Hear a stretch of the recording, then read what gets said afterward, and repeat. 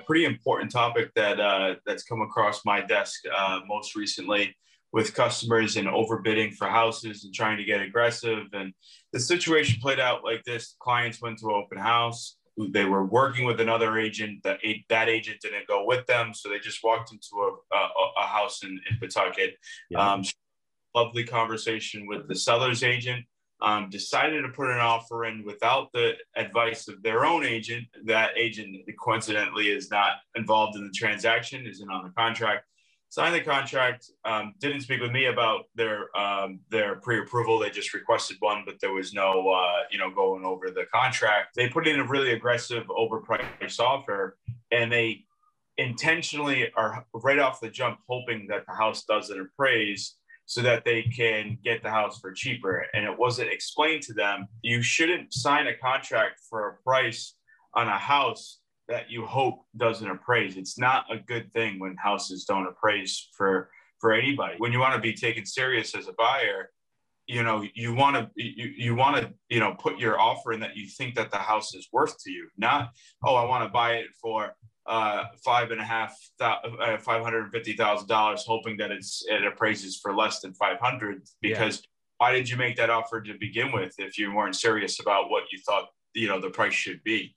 And to have that immediate vibe or immediate hopeful or intentional making sure the appraisal tanks is not a healthy thing to do. And if you want to be taken serious, you should be all trying to do everything to make sure that the house appraises at what you want to purchase it at. If you're going to sell your property and you do not have language in the purchase and sales agreement that states that the buyer's waiving their appraisal and their offer is 10, 20, 30, 40, 50, 60,000 over what your home has sold for, you got to talk with your real estate agent and make sure that your property can appraise at that price. Because if it cannot, basically what Matt's saying, if it cannot, and that buyer does not have cash out of pocket to cover that, what's going to happen is you go back to negotiations, and then the transaction could, number one, fall apart. The buyer could use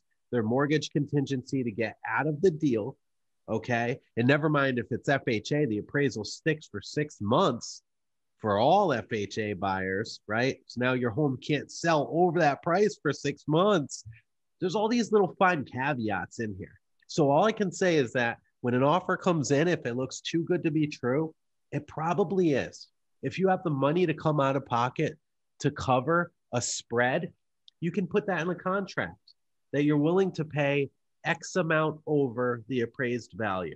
Establish a guaranteed minimum, if you will, if in the event that it's not supported by an appraisal.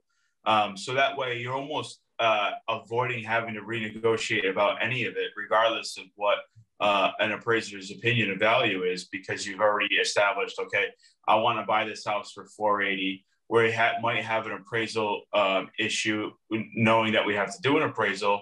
If it doesn't come in at the purchase price, the offer price, then I will guarantee $10,000 over, a minimum of $460, a minimum of $450.